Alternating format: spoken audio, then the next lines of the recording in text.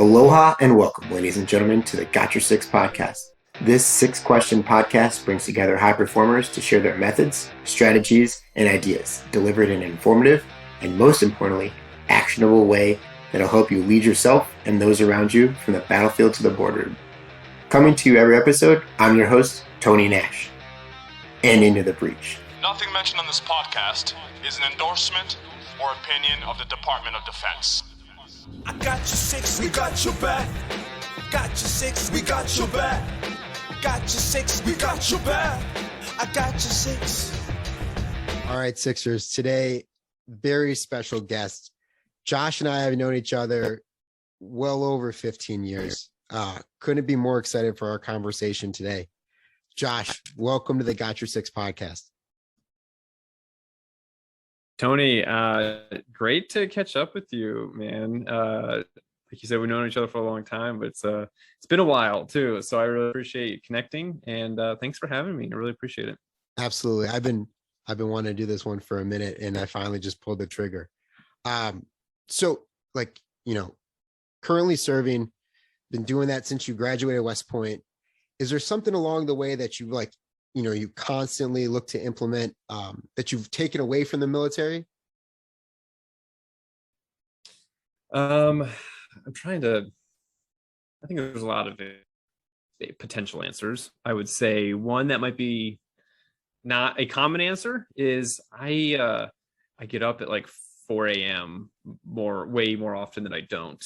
And so, yeah, I wouldn't say I do it every single day, but I would probably say almost every single day of the week or many days of the week.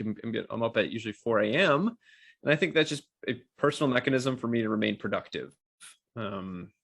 As you kind of mentioned in my introduction or bio and stuff, like I just, there's a lot of things I like to do for, we'll say, personal hobby. And so it's balancing family quality time, which is absolutely important to me, with my wife and my daughter, and our soon to be second kid.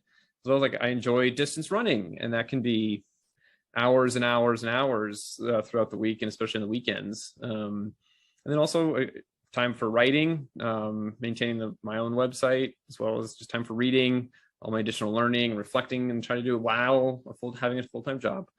So I just, in terms of trying to find time for a lot of the things that I value and want to pour myself into. I tend to get up at 4 a.m., use that time for some productive time before I start PT and everything like that. And I think that usually helps me stay on top of things and really just kind of maintain and tackle a lot of my priorities. And that's something very key that I really want to highlight is you make sure that you take care of your stuff at a time that's not only convenient for you, but it's when you can be absolutely productive and you don't have to worry about a lot of the other things and obstacles that can present themselves in life. Yeah, I mean, for me, I've also learned that I'd say maybe my most creative writing time tends to be really early morning too, and it's a nice quiet atmosphere to be able to try to take care of some of those, we'll say, like creative work stuff before the craziness of the day starts and everybody else is awake too and stuff. So yeah. So creative work, again, something else I want to talk about is it's like going to the gym, right? Like in getting in shape. You get more creative with writing and reading and reflecting the more you do it, right? The more reps you do, the better you get at it. Was that something you took away from like a book or a course or something along the way, or where do you think that came from? Writing, I'd actually say I wouldn't say it's a book. I'd probably just say learned habit from other people. And I'd say I'd probably presume a lot of your listeners, and especially the military folks, probably spent or have heard over their times in service and stuff with just the value of writing, and a lot of maybe like leaders and senior leaders saying like, hey, you need to write and read and write. So I think it's easily encouraged, but I don't think a lot of people do a good job of following up like, hey, how do we do this, and what are some good ways to do that? And so for me personally, I actually kind of learned this just from I'll say a mentor of mine who's Joe Byerly, and he's the guy who created the From the Green Notebook blog. A previous guest on this show. Yeah. He we had just the great fortune of serving together in the same unit back in Colorado, and we just started connecting to that. And I was introduced to his content. I think I read his entire website in like 2 weeks. And I just kept thinking, I was like, this is impactful, and this is really stuff that I've been looking for a long time in my career up to that point. And that's when I felt, I was like, I think I could do this too. Not in terms of like, I build my own website and build up. It was more of like, I think I have things that I need to process in order to clarify, and I can be more effective in implementing it in my leadership and stuff. So that's kind of really when we talk about creative work, why I write is actually, it's for me, because it's a primary mechanism for me to reflect and ultimately gain clarity about what I'm learning, what I'm experiencing, and then getting into the so what and now what of, okay, so how is this impacting my leadership and kind of just what's important to me moving forward. Right. I mean, as you say, right, better leaders make better organizations, which ultimately make better lives. And that comes through reflection, right? I think it's an important aspect of it. Absolutely. And I think it's one of the most overlooked aspects of, we'll say, our sustained development as leaders. Not to get like very like theoretical or academic here in this conversation by any means, but I mean, there's a lot of research that just leads, like there's some very common leader development activities that help contribute to these things. And so while the biggest of them is probably experiences, but like we all have that, and we are I don't want to say subject to experiences, but we have these important developmental experiences very often. And especially in the military, when you're moving on to the next job pretty much as soon as you've mastered that job. I think the experiences piece is very easy for us. There's also another component, which is like new knowledge, or just learning new things, and learning new ways of thinking. And so a lot of time, again, back in the military, the Army, for yours and my example, the Army will send us out into the force to work for a couple of years. And then when we need to, we'll go back to the institutional side and learn how to be a captain, be a major, whatever it is. And so, yeah, we get a lot of the new knowledge stuff, whether it's Army and institutional specific or our own learning, like, again, like reading books or online learning, or even doing things like this, listening to a podcast. This other weird abstract one is the reflection piece.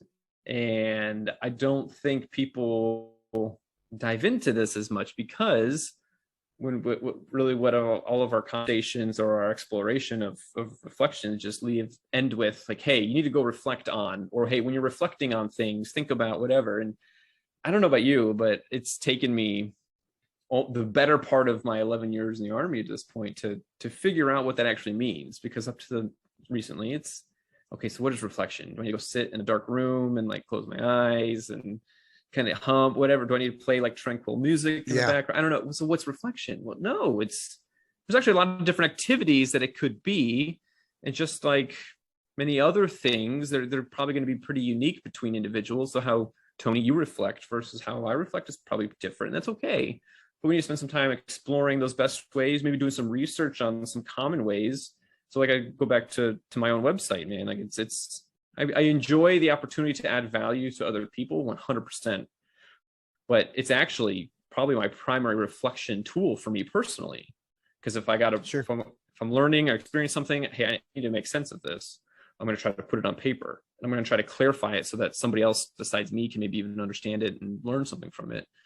And then personally, for me putting it out there on the interwebs at large is just a good mechanism for accountability for me.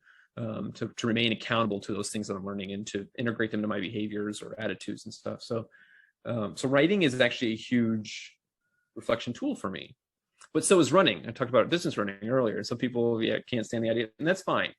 When I enjoy the act of running and fitness that's tied to it, brother, like running is reflective for me. There's a lot of unstructured thinking that goes on during that time for me, and putting things together. And I mean, even just last Saturday, I'm on my long run, and like I had to stop a couple miles on the run because like I got some ideas, and I'm like typing into on my phone on the notes app, just because like I am processing and I got to capture it before I lose it. So anyway, there's a lot of different activities that can help us achieve this nebulous concept of reflection. I think it's worth people doing some exploration to figure out what those are. journaling is big for people. There's like structured journaling where you can follow prompts and stuff, or just blank piece of paper, dear diary, this is what's on my mind. So anyway, I'll stop talking at this point. No, but, please. This is the this reflection is great. piece.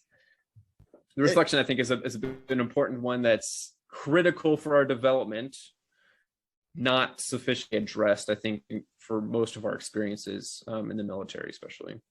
And there's a lot you touched upon, but what I kind of want to focus in on is through reflection, we find like efficiencies. Like we might be going down a path and of, we're going towards a goal, but it isn't actually the goal we really want. So we start, pulling in new skills and habits and abilities, and there's talents we want to learn. Is there something through reflection recently that you've really kind of latched onto or you're working on that you wouldn't have gone to otherwise? Yeah. So again, talking about like reflection activities, I think another one that it's kind of a balance of like reflection and new learning of new things and stuff. I think mentorship is actually a good activity that brings both of those together. And I have a mentor of mine who has really challenged me in a lot of ways recently, but one, especially this past, we'll say, year, is he's saying, hey Josh, like, when are you going to go beyond just blog writing? And what he's getting at for me was, okay, so what else? You're learning things through this and stuff. Are there other ways that you can be adding value to, we'll say, our profession or our community or your audience, whatever it is? And so while I enjoy trying to add value in giving new ideas to people through the blog and stuff like that, basically what my mentor was trying to encourage me to was like, hey, are you going to do writing, or are you going to write to potentially get published in some way? Because now what you're looking at is, are you going to write to maybe introduce new concepts, new ideas to help drive, we'll say, institutional or large change? And so again, I don't want to get like overly academic here in the conversation, but I think something that's what I've been challenged with this past year is getting out of my comfort zone of blog, we'll say, article writing, and actually trying to get into the space of, like, we'll say, professional writing, where I'm actually trying to get something like peer reviewed and published in a magazine, journal, whatever that is. And it's very uncomfortable for me because I just have this, I think, mental block of that I'm not somebody that is worthy of having ideas that could be shared at that level. So I think it's a huge activity of vulnerability for me to try to put myself out there and try it, which is critical, but also it's forcing me to think about bigger ideas that could help maybe potentially lead to change, whether it's, again, within units or our army at large and stuff like that. So that's actually what I've learned this past year, and what I'm spending this upcoming year trying to focus on in terms of my own development. I'm toying around with I'm working towards some things to actually write and look to get published and stuff like that. And it's not to add stuff to my resume by any means. I think it'll help me be a better communicator moving forward too, and just improving my writing skills. And I think just rounding out my overall leadership in the, we'll say, more at the organizational level, and how am I achieving influence indirectly in other ways that could really add value to our organizations. Not only is that a noble endeavor, but it's just like when you start running or working out or writing, right? Like one sentence at a time, you're still continuing to like constantly keep the fundamentals not only in mind, but they need to be constant. But as you get comfortable, you need to get to a place where you're uncomfortable in order to grow even more. Yeah. There's having just served at West Point before this, spent some time with the men's wrestling team there. All the tactical officers had to go practice with him one morning, and it was probably one of the most traumatic experiences of my life. But their coach just kind of given his very inspirational opening speech to us, and then kind of closing at the end and just talking about this idea. Anyway, I'm about to share it, but I used this so many times with cadets there at West Point, and I just use it for myself now. But getting to what you're talking about, Tony, it's like, I mean, we got to live in the peripheral of our comfort zone. If you are not living on the peripheral of that comfort zone, you're not pushing those boundaries. So what am I doing to start touching and pushing towards those peripherals to expand that comfort zone. But ultimately, it just goes back to, I think, the very simple cliche of there's no growth in the comfort zone and no comfort in the growth zone. So I love that. No, that is something you put up on the wall that you always look for. Like when you need to, like, you put your hands on your face and you're like, what am I doing? You stare at something like that, and it's like, I'm exactly where I need to be. yeah. There's been a lot of change in your life, over the last 5 years. I mean, like you said, you were teaching at West Point as essentially an advisor to cadets, as well as like a disciplinarian. There's a lot that goes into being a tactical officer within a company at West Point. But I really want to kind of hone in on, I know we talked about living in that, like that line, that border area. Would you say like there's another belief, or is that it, or behavior or habit that's really improved your life in those last 5 years? I think my initial response, we'll say, would have been reflection, Tony, but we've actually talked about that plenty. So I don't want to just give you a cop-out answer and say it was reflection. But absolutely, I think reflection is one of the key things from these last 5 years I've been learning and trying to practice and may integrate it as a habit for me very routinely on a daily and weekly basis.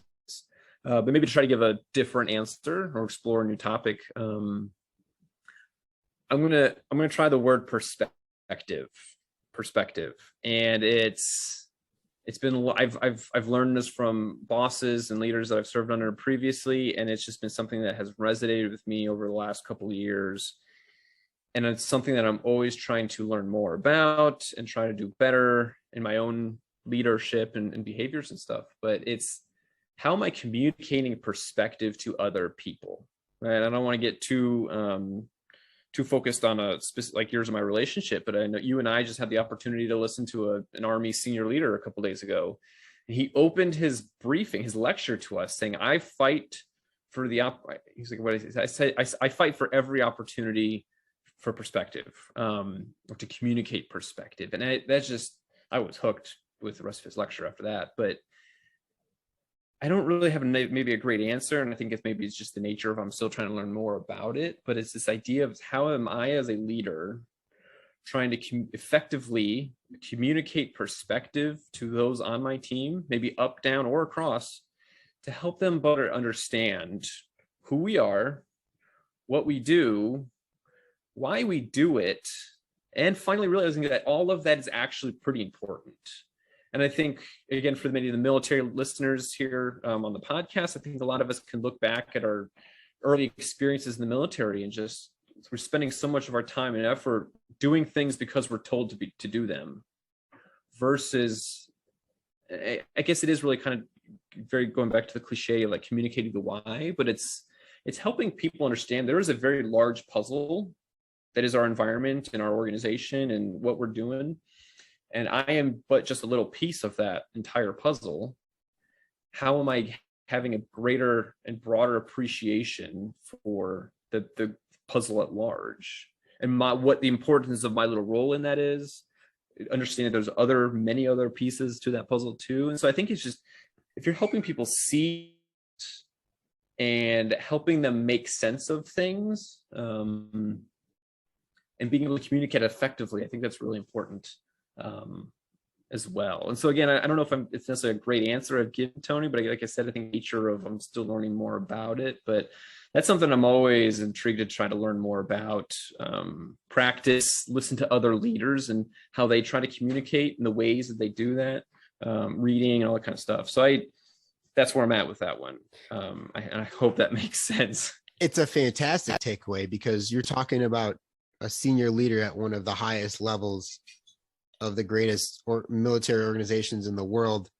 And they're able to look at that and be like, I'm still working on this. Right. So it's never something, like it's just, you're constantly going towards it. And then, like you said, perspective and reflection they go hand in hand. Right. Because we can always look back on failure and be like, oh my goodness, look at, where I was.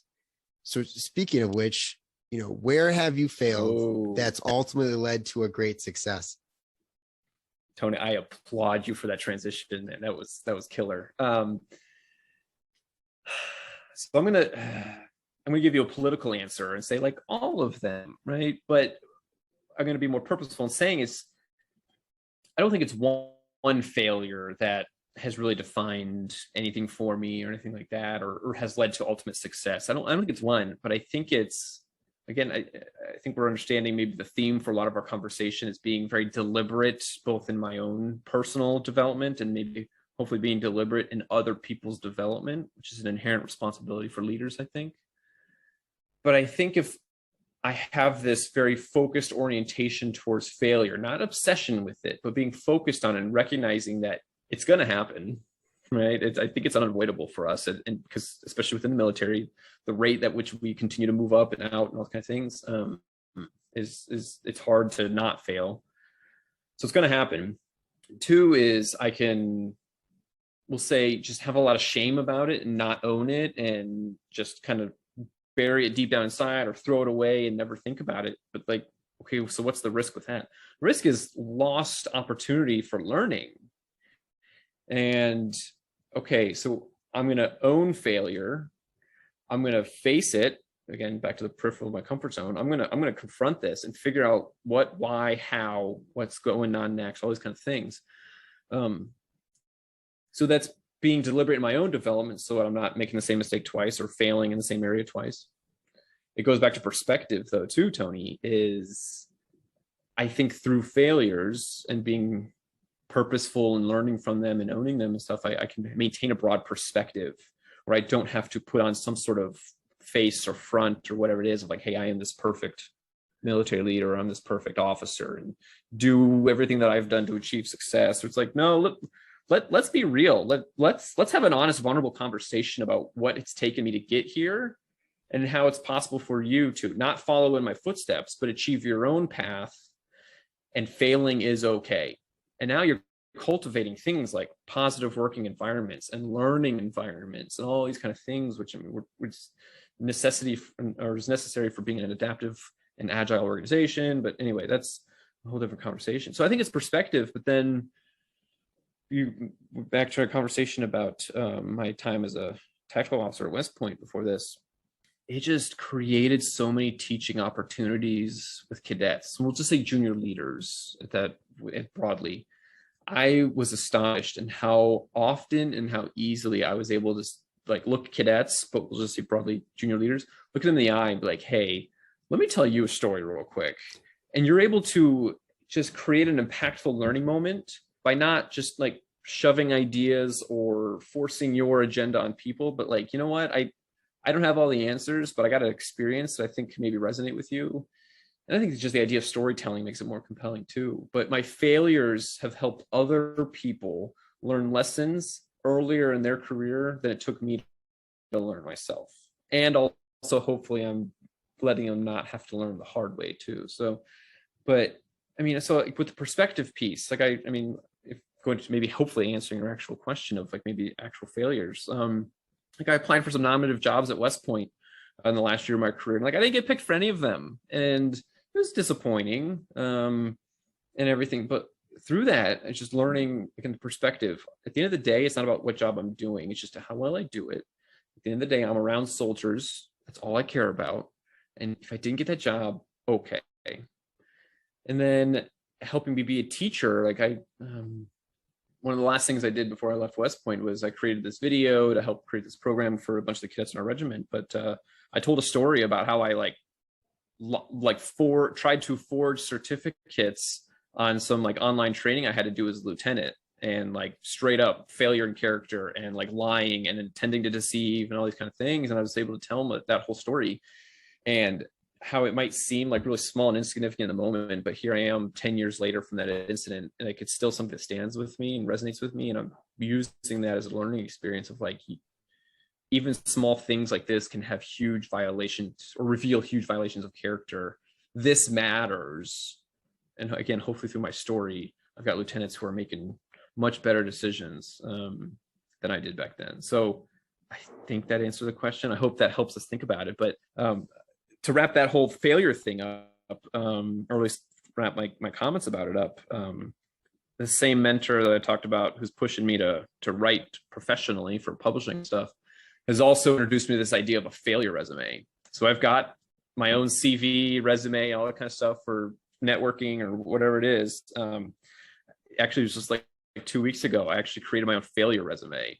So I formatted it as a professional resume, and it looks pretty cool, like an actual resume, but it lists out all of my failures professionally up to this point. And so like when it starts off with like education, instead of listing grad degree, whatever it is, like it lists out, did not get accepted to the United States Air Force Academy in 2006. And for jobs, instead of, it doesn't list my actual jobs I've had, it says jobs that I applied for that I didn't get, company XO and superintendent's aide at West Point and commandant's XO at West Point, stuff like that. And so he just goes through like normal categories of a resume. But it's everything I failed at. And you know what? Like that document is probably one of the coolest things I think I've ever made for myself. Because again, it helps perspective, helps with humility, ownership, and all. And ultimately, you know what? Like maybe these can be some great teaching tools for people in the future. So anyway, that's if that's maybe somewhat interesting to other people, I'd encourage you to maybe explore that activity. It doesn't take like a lot of research or effort, but like, hey, just throw some ideas on a paper, and if you want to get to the level of like making a professional, like actually formatting like a real resume. But I was just interviewing with units a couple weeks ago or last week to try to find out where I'm going to go next in the Army. And I didn't give it to anybody, but I had it ready to give to people if something of that nature came up in the conversation. I had my actual resume, but I also had my failure resume. I was like, sir, ma'am, here it is. So anyway. I have never heard of a failure resume, and we're going to keep this conversation going. However, I am literally excited to get off this once we get done, because I've already started piecing. I'm curious though what you put down for interest on a failure, like failed things that you tried that you didn't do. Well, there was like the awards section, so like awards that I either was like in competition for, whatever, didn't get. But when it comes to like interests or like I say, I listed it maybe as like personal activities or personal endeavors and stuff. But I got some, maybe not so much professional stuff, but things that are important to me that I've not done well. And it's like roles as a husband and a father, and how I've sometimes can demonstrate, we'll say, workaholic tendencies sometimes, or I get wrapped up in work and need to be productive, and I've let that impact my relationships at home, or failed relationships in the past, or stuff like that. So I usually orient, outside of the professional stuff, I usually orient it around areas of that that are very important to me. So it's just like running and fitness or writing. I've got a section for like published articles, and I don't have anything that's been rejected yet because I haven't really tried much, but I have right in there as a placeholder. It says none ... yet, but I'm attempting two articles in 2021. So we'll see how it goes. So with that document,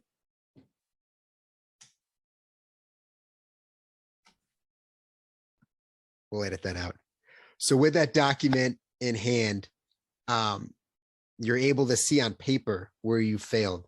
And you also have another document that says where you've done very well and succeeded. How do you use both documents going forward to be better than yesterday?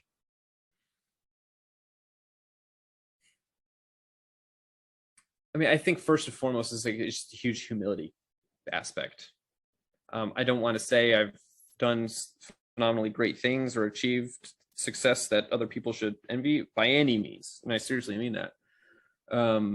But I mean, you look at anybody's resume, it's very easy to maybe start getting very impressed with that person and stuff. And so for me, at least, it's very helpful with reflection, helpful with perspective, and helpful with maintaining humility, understanding that it's generally a dumpster fire to get to any level of success anyway. And so let's just be real about it. I also like it because it helps, and we'll get to the ownership piece, or talk to the ownership piece of it too, which I've already mentioned a lot, but I think it helps me just be willing to be vulnerable and own these kind of things about my life and who I am, and all of the trail of tears of failures I've got in my past, and like, hey, this is who I am. This is also my baggage. And I'm going to put myself out there in confidence, and even if rejected personally, professionally, whatever it is, like, you know what, I'm going to be okay, because I've been okay for the last 11 years of this failure resume, and what's to show that I'm not going to be okay in the next 11 or whatever it is. So I think some of those aspects are good, but I think you take the failure piece of the conversation. So Tony, we'll take the reflection piece that we talked about a little bit earlier too. I think ultimately it's just, how am I better than yesterday? And I think it's really defined maybe my commitment to and maybe constant cycle of just learning and reflecting that keeps me all those things. It keeps me humble, it keeps me curious, keeps me inspired. And it's a way to maintain a growth mindset, which I think is a very common word for a lot of us, but it's a word popularized by Carol Dweck in her book Mindset. But it's like I'm not good enough where I'm at, or I'm not set where I'm at, and I don't know all the things that I need to know in life, and I'm always going to continue to learn and get better until the day I die. Lifelong pursuit. And so again, the ownership piece makes me own my own growth and development, which I want to sustain and maintain, but it also helps me finally and ultimately just not be a victim of my circumstance, which is a huge thing for me in this idea of perspective too. I early in my career as a young lieutenant, I was, we'll say, professionally emotional, because I felt like I was a victim of my circumstance, because I didn't have a lot of officers particularly, but leaders above me that were like pouring into my development and being very purposeful and growing and developing me like I thought I needed. And then since then, I've just learned that it's just kind of the nature of a very high op tempo working environment, all kind of stuff. That's okay. But I also learned through all that, nobody's going to care about my development more than me. And I can't just sit here and wait for somebody to, hey, Josh, I'm going to grow and develop you in this way, and we need to focus on it. I'm not getting that. And very few of us probably do very consistently to a high degree or high quality degree. So at the end of the day, all of this together just helps me not be a victim of my circumstance. And even if I'm not getting poured into from other people or my environment at the time, I got a lot of things that I continue to do day in and day out on a weekly, daily, whatever basis that helps me sustain my growth and my development and my learning and my reflection, so that I can be more impactful and effective as a leader, more clear and committed to what I believe and why I believe it and what I'm thinking and all those things. Hopefully at the end of the day, just like what I feel like I'm called to do is just make people and organizations better through leader development.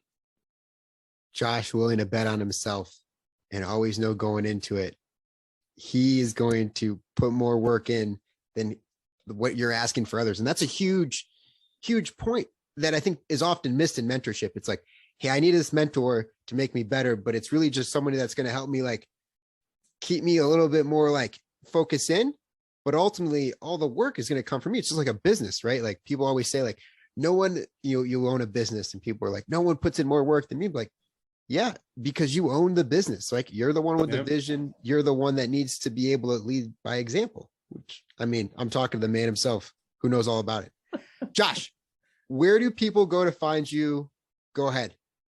Ooh. So we're going to pause for a second. I was not prepared for this one, and I should have been. I apologize. No, good. I'll kick it back off again. But I was going to talk about the website. Yeah. LinkedIn, all that. Yeah, absolutely. So, okay, I'll give it like a 3-second pause, and you can start that again. Yeah. So Josh, knowing all of that, where are people going to go to come find you, reach out to you, talk to you? Oh gosh. Well, I think the reason maybe you're talking to me, Tony, and stuff is the website. So you can go to the website. It's 3x5leadership.com, which is 3x5leadership.com. And it's really not about me by any means. It's just, but it's what I feel is a pretty helpful hub of resources. So predominantly articles, but there's also some videos, recorded like webinars and stuff you can get. I've got a whole bookshelf on there if you're like interested in reading for your own development, especially like leader development. I got we call it the bookshelf, but it's a pretty robust set of resources for you to learn how to read better and what to read and all that kind of stuff. So that's the website. If you're interested in me, which I mean, if anybody actually is, you can go to my link tree. So it's like linktr.ee/Joshua Bowen. And from there, you can kind of read the CV and all that kind of stuff. But otherwise, yeah, I'm on social media. You can go on Twitter. It's Joshua Bowen _100. Those are probably some good places to go. I am on LinkedIn if you search Josh Bowen too. So anyway, places to go. I'd love to connect with anybody that does want to talk. But again, the peripheral comfort zone thing, I'm not very naturally good at networking. So this idea of like, hey, find me at these places is very uncomfortable for me. But anyway, I hope that can help and answer your question, Tony. I'm also going to put a plug in for his Goodreads profile, which is phenomenal. Goodreads. Yes. Josh, thank you so much for being on the show today and sharing, really about leadership development, why you're so passionate about it, and how you've kind of come along into it and where you're going to go into the future. Thank you so much. Really appreciate it. And always, thanks for having our six. Tony, I appreciate the opportunity, brother. I continue to learn from you as well, as a fellow, we'll just say content creator, but also just person who's purposeful about growing and learning and stuff too. So just love the opportunity, love talking with you, and appreciate the opportunity.